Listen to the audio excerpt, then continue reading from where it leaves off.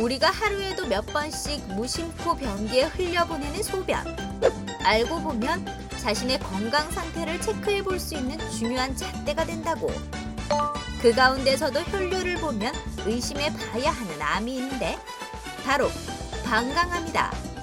방광암이란 방광에 생기는 악성 종양을 말하는데 40세 이상, 특히 50에서 60세 사이에서 자주 발생한다고. 톡톡 건강 토크. 오늘은 예언가들이 조심해야 하는 방광암에 대해 알아본다. 네, 담배는 백해무익하다 이런 얘기가 있습니다. 잘 알지만은 애용가들에게 흡연은 참 어려운 문제이기만 한데요. 네. 흡연이 폐암뿐만 아니라 후두암과 구강암 그리고 식도암 또 방광암까지 유발할 수 있는 만큼 어떻게 좀 올해가 가기 전에 흡연을 애용가분들은 꼭 좀 실천을 하셨으면 좋겠습니다. 네, 톡톡 건강 토크. 오늘은 그 가운데서 방광암에 대해서 자세히 알아볼까 합니다. 네. 오늘 도움 말씀 주실 분 나오셨는데요. 네. 계명대학교 동산병원 비뇨의학과 김병훈 교수 나오셨습니다. 네, 안녕하십니까? 안녕하십니까? 반갑습니다. 그럼 먼저 3분 브리핑을 통해서 방광암이란 정확히 어떤 질환인지부터 알아보도록 하겠습니다. 교수님 부탁드리겠습니다. 네. 예, 안녕하십니까. 일단 먼저 저희 비뇨의학과에 대해서 간략하게 소개를 드리겠습니다. 저희 비뇨의학과는 일단 남녀 모두에서 우리가 소변을 만들어서 배설하는 기관인 그다음 비뇨기계 그리고 남성에서는 생식기관 이 모두를 아울러서 이곳에서 발생하는 질병들에 대해서 치료를 하는 이런 의학의 한 분과가 되겠습니다. 이 중에서 저희 비뇨 종양 분야는 이 모든 기관에서 발생하는 암들을 다루게 되는데 비뇨기계에서는 신장암, 그다음 부신암, 요관암, 그다음 방광암 이런 것들을 다루게 되고 또 남성 생식기에서는 전립선암, 그리고 음경암, 그다음 고환암 이런 것들을 다루게 되어 있습니다. 이 중에 오늘의 주제인 방광암에 대해서 설명을 드리겠습니다. 방광암은 보시듯이 신장에서 우리 몸의 피에 노폐물을 걸러서 오줌을 만들면 이 오줌이 요관을 통해서 이렇게 내려오게 되고 그리고 방광에 일시적으로 모였다가 몸 밖으로 배설을 하게 되는데 이 오줌을 일시적으로 저장하는 이 방광에 발생하는 암이 방광암이 되겠습니다. 보시면 이게 방광암의 제일 대표적인 사진인데 보시면 이렇게 방광 안쪽으로 이렇게 풀이나 나무가 자라듯이 방광 안쪽으로 자라나는 것이 특징이 되겠는데 이게 방광 안에 있는 이 점막 방광 점막이 우리가 오줌을 잘 저장할 수 있고 또 잘 이렇게 수축하고 팽창할 수 있는 평평세포라는 세포로 이렇게 이루어져 있는데 이 세포에서 발생하는 암이 방광암이 되겠습니다. 보시면 이런 식으로 이렇게 나무가 자라듯이 이렇게 평평한 벽면에서 브로콜리가 자라듯이 이런 식으로 자라나는 것이 특징이고 근데 이 평평세포암은 오줌이 지나가는 모든 곳에 깔려 있기 때문에 방광은 물론이고 그 다음 신장에 있는 신우 그리고 요관 모두 평평세포가 깔려 있고 신장의 신우에서 발생하는 신우암 그리고 요관에서 발생하는 요관암 그리고 방광암 이 모두가 평평세포암으로 이루어져 있습니다. 이 평평세포암은 오줌이 지나치는 모든 곳에서 발생할 수가 있기 때문에 이게 동시다발적으로 여러 군데에서 발생할 수 있다는 것이 특징이고 또 이게 제거를 하더라도 이미 오줌이 지나간 모든 자리에서 다시 재발을 잘한다는 것이 특징이 되겠습니다.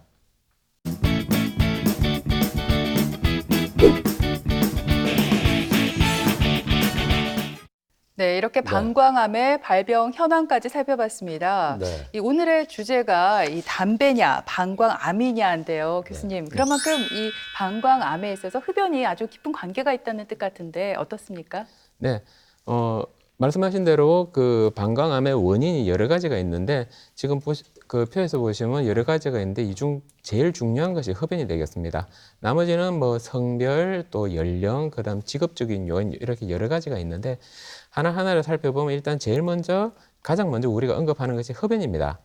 흡연은 우리 방광암의 발생 위험을 한 2배에서 많게는 7배까지 증가시키는 것으로 되어 있고 남성의 경우는 발생한 방광암의 50에서 65% 정도가 이런 흡연에 의해서 발생하는 것으로 되어 있고 여성의 경우는 20에서 30%가 흡연에 의해서 발생하는 것으로 되어 있습니다. 또 이 발생이 이게 흡연을 했는 양과 그리고 흡연을 하였던 기간 모두에 비례해서 발생하는 것으로 되어 있기 때문에 이게 꼭 금연을 하셔야 되고, 그다음 또 한 가지 문제는 이게 방광암을 치료를 했더라도 흡연을 계속하면 이게 재발을 잘하는 것으로 되어 있기 때문에 네. 내가 방광암에 걸렸다고 뭐 이제는 걸렸기 때문에 괜찮다가 아니고 반드시 금연을 신경을 써 주셔야 될 것 같습니다.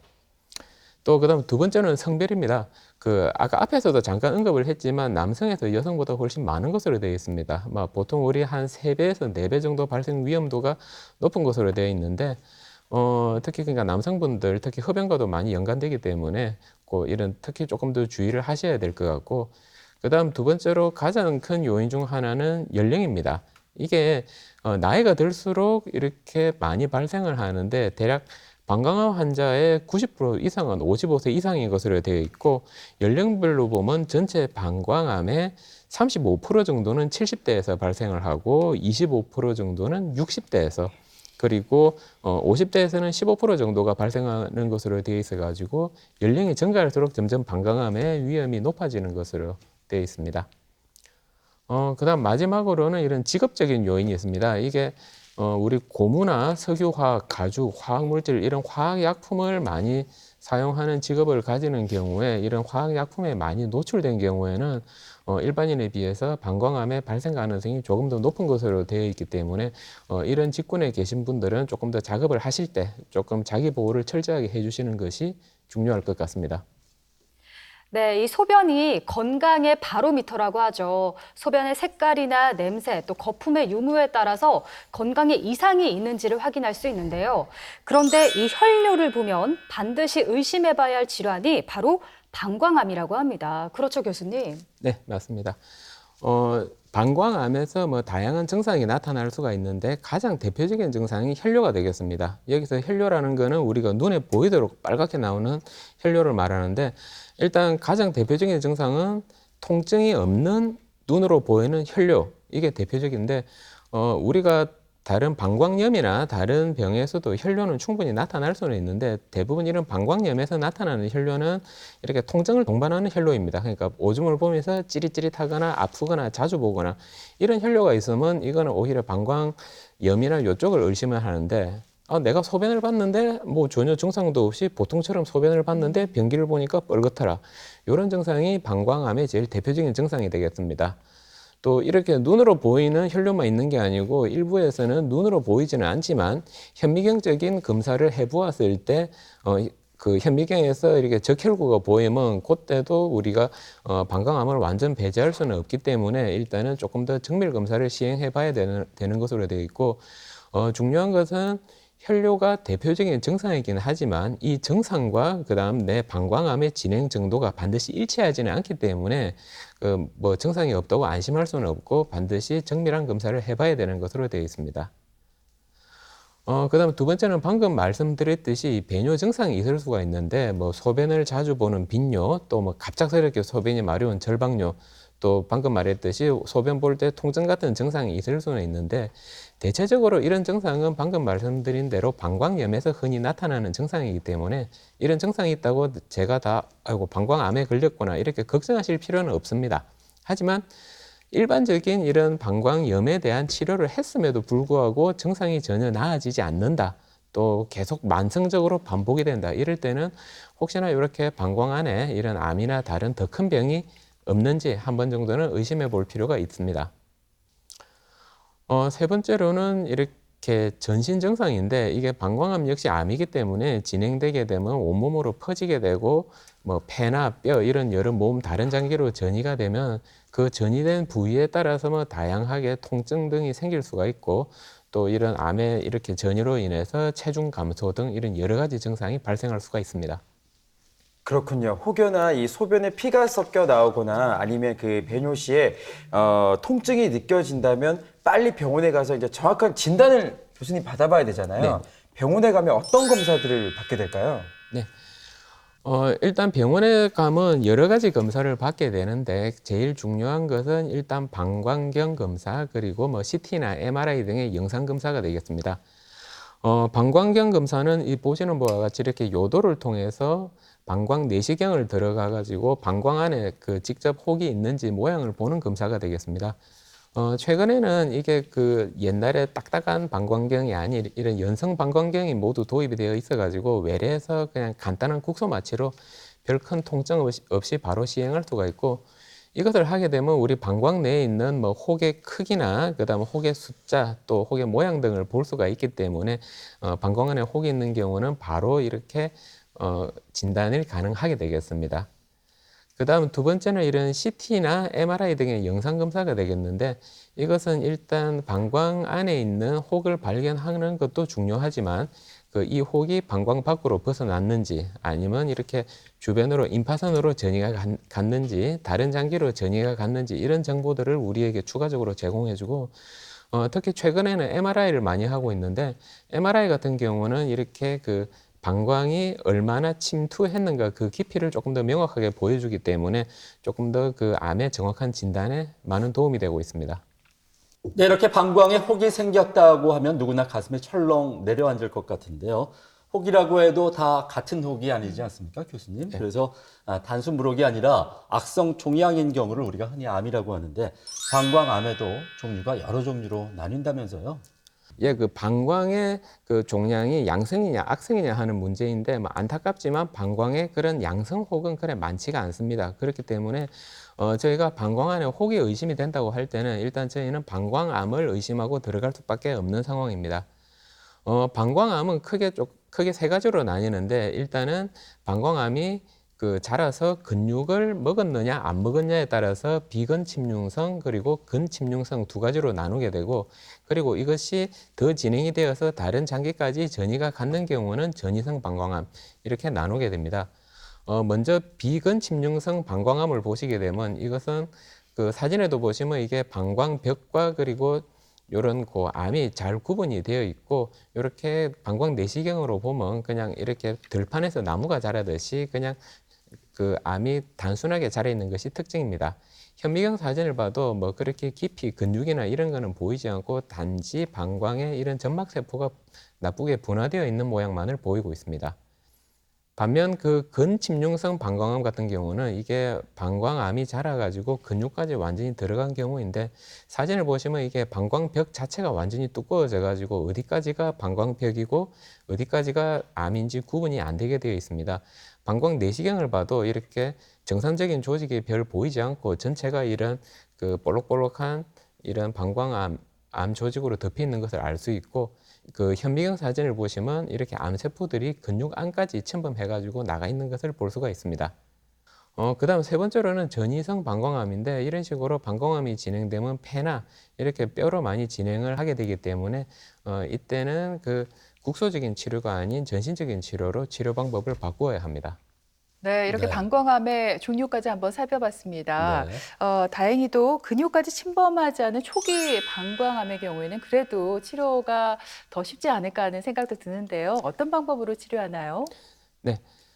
일단 저희가 그 병원을 오셔가지고 방광에 혹이 있습니다 이렇게 진단을 받게 되면 그 다음 바로 시행하는 검사가 경요도 방광암 절제술이라고 하는 검사입니다. 방금 보신 그 방광경 검사와 크게 다를 것이 없는데, 이렇게 방광 안에 내시경을 이용해서 진입해가지고 그 전기 칼을 가지고 그 방광에 있는 혹을 제거를 하는 수술이 되겠습니다.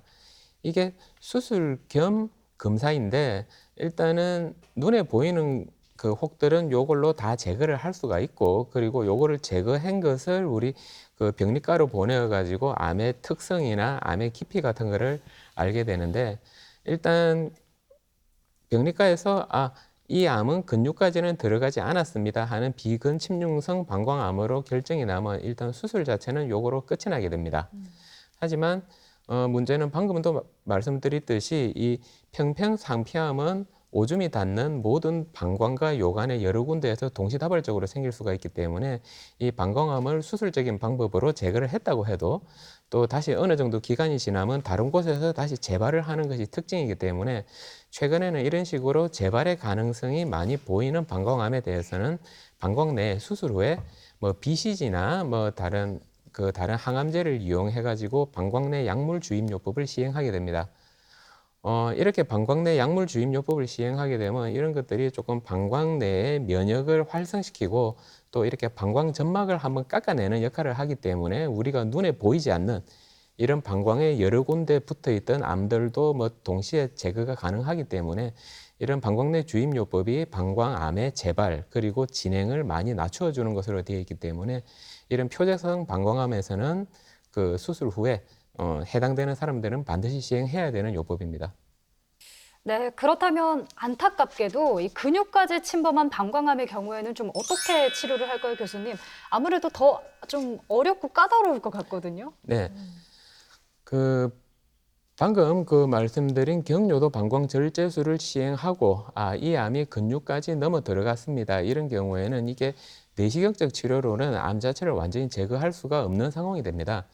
그렇기 때문에 우리가 일단은 암을 제거하기 위해서는 이게 내시경적 치료가 아닌 방광 자체를 드러내야 되는데 남성 같은 경우는 이게 방광만 드러내는 게 아니고 방광과 함께 전립선과 정낭 이거를 한몫 제거하게 되어 있고 여자 같은 경우는 방광과 이 자궁이 붙어 있습니다. 그렇기 때문에 방광과 자궁, 난소, 난관 이런 것들을 한몫 다 제거하는 것이 근치적 방광 절제술이 되겠습니다. 그래서 근육을 침범하는 경우는 이 방광 절제술을 시행해야 되는데 문제는 이게 방광을 절제하고 나면 방광이라는 장기가 우리가 만들어진 오줌을 일시적으로 저장했다가 몸 밖으로 이렇게 빼는 장기인데 그 오줌을 저장할 곳이 없어지게 됩니다. 그래서 반드시 방광을 절제하고 난 뒤에는 우리가 그 오줌을 저장할 수 있는 이런 기관을 만들어주는 요로 전환술을 시행하게 되는데 요로 전환술은 크게 두 가지가 있습니다. 먼저 보시는 이 그림과 같이 이 폐장 도관술인데 이거는 그 창자를 한 15cm에서 20cm 정도를 잘라가지고 이렇게 그 신장에서 내려오는 요관을 한쪽 창자 끝에 이수어주고 그리고 다른 한쪽 창자는 몸 밖으로 이렇게 빼가지고 소변이 몸 밖으로 바로바로 배출될 수 있도록 하는 방법이 되겠습니다. 이 방법은 제일 장점은 간단하다는 겁니다. 간단하기 때문에 비교적 이 시술 자체에 대한 합병증이 적고 그리고 조금 불편해 보일 수는 있지만 관리가 생각보다 그렇게 어렵지는 않아 가지고 연세 드신 분들은 이런 회장도관으로 그 시술을 많이 하는 편입니다. 그런데 이게 그 몸 밖에 창자가 나와 있고 또 주머니를 그 평생 달아야 되기 때문에 이게 환자의 삶의 질은 많이 저하되고 있기 때문에 조금 젊으신 분이나 그런 분들은 우리가 인공방광 대치술을 요즘 많이 시행하고 있습니다. 인공방광 대치술은 그 방금 보신 회장도관과는 달리 창자를 조금 많이 사용합니다. 한 50에서 70cm까지 이렇게 창자를 이용해 가지고 그 잘라낸 창자를 잘라가지고 우리가 두 번 접게 되면 이게 창자를 공 모양으로 만들 수가 있게 됩니다. 그래서 이렇게 만든 공 모양을 우리가 이런 새로운 방광으로 해가지고 원래 우리가 오줌을 보는 요도로 이수어지는 이런 수술을 하게 됩니다. 이렇게 하면 우리가 뭐 몸 밖에서 봤을 때는 수술 전과 똑같이 그냥 우리가 정상적으로 소변을 볼 수 있는 이런 식이 되기 때문에 환자의 삶의 질이 많이 높아지게 됩니다. 이 사진을 보시면 이렇게 수술 전에 방광 안에 혹이 차 있는 이 방광이 있던 위치를 인공방광 대치술을 시행하면 이렇게 똑같은 위치에 방광과 똑같은 위치에 이런 식으로 창자를 이용해서 방광과 똑같은 조직을 만들 수 있어가지고 최근에 많이 시행하고 있고 특히 젊으신 분들에서 이런 방광암이 발생하면 이 방법으로 많이 그 환자의 삶의 질을 높여드리고 있습니다. 네, 이렇게 방광암의 치료에 대해서 함께 알아보고 있는데요. 최근에는 방광암도 로봇 수술로 치료를 하는 경우가 많아지고 있다고 하는데 요즘 어떻습니까? 개복 수술에 비해서 여러 가지 장점들이 있을 것 같습니다. 소개해 주시죠. 예, 최근에 로봇이 많이 수술에 이용되고 있는데 뭐 여러분들도 많이 들어보셨겠지만 로봇 수술을 제일 활발하게 이용하고 있는 게 저희 비뇨의학과에서 그 전립선 암에 대한 수술입니다. 근데 이게 방광암에 대한 수술도 방금 말씀드렸지만 방광과 함께 전립선을 떼어내는 수술이기 때문에 이게 전립선 수술과 별 크게 다를 것이 없습니다. 일단 방광과 전립선 이 모두가 그 골반 내에 우리 깊은 곳에 위치하기 때문에 우리가 손이 들어가기가 어렵고 그리고 또 그쪽에는 많은 그 음경으로 가는 굵은 혈관들이 존재하기 때문에 조금만 잘못해도 대량 출혈을 하게 되는 부위가 되겠습니다. 그래서 그 전립선 암에서도 많은 이 수술을 이용하고 있는 것인데 예, 그 로봇을 이용하게 되면 일단은 기존 복강경보다는 이렇게 그 로봇 자체에 이렇게 팔목 관절이 있기 때문에 그게 조금 더 수술을 더 원활하게 그리고 깔끔하게 할 수 있다는 것이 장점이 되겠습니다. 그리고 그다음 그 수술 후 상처를 보셔도 이게 골반 안쪽에 손이 들어가야 우리가 방광과 전립선을 떼낼 수가 있기 때문에 개복술을 시행하면 아무리 못해도 30에서 40cm는 이렇게 복부를 개복을 해야 우리가 방광을 떼내고 창자를 만질 수가 있는 반면에 로봇은 수술 자체는 구멍만 뚫어서 다 가능하고 그다음 방광을 빼내기는 빼내야 되기 때문에 한 5에서 8cm 정도의 작은 절개창을 이용해 가지고 방광을 빼내고 방금 말한 이런 인공 방광 만드는 시술까지 다 이렇게 우리가 할 수가 있어 가지고 수루 상처를 보면 이렇게 차이가 많이 나게 됩니다. 그래서 이런 로봇 수술의 장점을 설명을 하게 되면 일단 방금 말씀드린 팔목 관절이나 이런 것을 이용해서 더욱 정교하고 정밀한 수술이 가능하고 또 환자분에게 제일 큰 것은 출혈이 적다는 겁니다. 이게 워낙 출혈이 많이 하는 큰 수술이기 때문에 우리가 개복을 했을 때와 로봇을 했을 때는 출혈에서 가장 큰 차이가 나오고 그리고 상처가 작기 때문에 통증이 작고 회복이 빠른 것은 당연한 이야기고 그리고 미용적 효과가 뛰어나다는 장점이 있습니다. 다만 단점은 이런 장점이 많은 데 비해서 조금 로봇을 이용하기 때문에 비용이 조금 높다는 것이 단점이 되겠습니다. 그렇군요. 이 방광암 수술에도 보셨듯이 이제 로봇으로 치료하는 정말 의학 기술이 발전했는데 다만 제가 들으면서 한 가지 좀 염려되는 게 있었어요, 교수님. 혹시나 이미 다른 장기로 이 방광암이 전이된 경우가 있잖아요. 네. 이럴 때는 수술도 좀 어려울 것 같거든요. 네. 어떻게 치료가 가능한가요? 예, 맞습니다. 암이 다른 데로 전이가 갖는 경우에는 우리가 방광만 떼낸다고 암이 완치가 되는 건 아니기 때문에 이런 수술적인 치료보다는 전신적인 치료를 우선시하게 됩니다. 여러분도 잘 아시겠지만 가장 우선적으로 치료하는 것은 일반적으로 말하는 항암 치료입니다. 과거에 개발되었던 이런 화학 항암제가 방광암에는 아직까지 효과가 있는 것으로 되어 있어가지고 대표적인 두 가지 종류의 황암 화학요법이 있는데 이 황암 화학요법들을 1차적으로 시행을 하게 되어 있습니다. 최근에 방광암은 원래 이런 황암 화학요법에 반응을 잘 했기 때문에 이 치료만으로도 많은 환자들이 호전을 보이고 있고 좋아지고 있지만 하지만 또 여기에 반응을 하지 않은 환자들의 경우에는 과거에는 그 다음 치료 방법이 참 마땅치 않았습니다. 하지만 최근에는 이게 황암 화학요법과 다르게 우리 몸의 이 면역 세포의 면역 기능을 활성화시켜 가지고 암을 치료하는 이런 면역 항암제들이 많이 개발이 되었습니다. 최근에 가장 활발하게 방광암만이 아니라 다른 암에서도 이렇게 연구 개발이 이루어지고 있는 분야인데 최근 국내에서도 이게 면역 항암제 한 종류에 대해서는 보험이 가능하고 또 최근에 나와 있는 나머지 여러 가지에 대해서도 보험은 안 되지만 인정 비급여로 사용할 수 있게 되어 있어 가지고 이런 암이 전이된 방광암 환자에서도 여러 단계의 이런 치료를 하면서 병 치료에 대한 많은 희망이 되고 있습니다. 네, 그렇다면 끝으로 방광암을 예방하기 위해서 어떤 노력들을 해야 될지 궁금해지는데 교수님, 일단 앞서 우리가 흡연 얘기를 했는데 금연을 하는 게 참 중요하겠죠? 예, 물론입니다.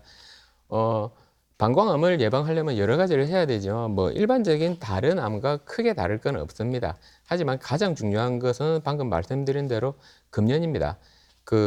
암에 걸렸어도 끊어야 되고 걸리기 전에도 반드시 끊어야 되는 게 담배가 되겠습니다. 그래서 담배에 대해서 가장 주의해 주시는 것이 중요하고 그다음 두 번째로는 수분 섭취입니다. 이게 소변을 많이 배설할수록 이렇게 혹시나 문제가 있더라도 그런 것들이 많이 완화가 되는 것으로 되어 있기 때문에 보통 하루에 2.5리터 정도의 수분을 섭취하는 것이 건강을 유지하는 데 가장 좋은 것으로 되어 있습니다. 그다음 식이 및 운동인데 일반적인 이야기지만 이런 채소류를 많이 드시고 그리고 너무 지방 성분은 많이 섭취하지 않는 것이 그런 건강한 몸을 유지하는 데 많은 도움이 되겠고 가장 중요한 것은 무엇보다 이 건강검진입니다. 주기적으로 내 몸에 이상이 있는지 건강검진을 해가지고 이상이 있을 때 그것을 빨리 발견하고 그리고 빨리 치료하는 것이 우리가 이렇게 별 탈 없이 오래 살 수 있는 가장 중요한 포인트가 아닐까 싶습니다. 네, 이렇게 들으신 것처럼 혈뇨가 나온다거나 소변을 지나치게 자주 보게 된다면 증상을 절대 쉬쉬해서는 안 되겠습니다. 가까운 비뇨의학과를 찾아서 정확한 진단 받아보시길 바랍니다. 네, 지금까지 도움 말씀에 계명대학교 동산병원 비뇨의학과 김병훈 교수께서 수고해 주셨습니다. 고맙습니다. 고맙습니다. 김철원 씨, 장혜은 씨 두 분도 수고했습니다.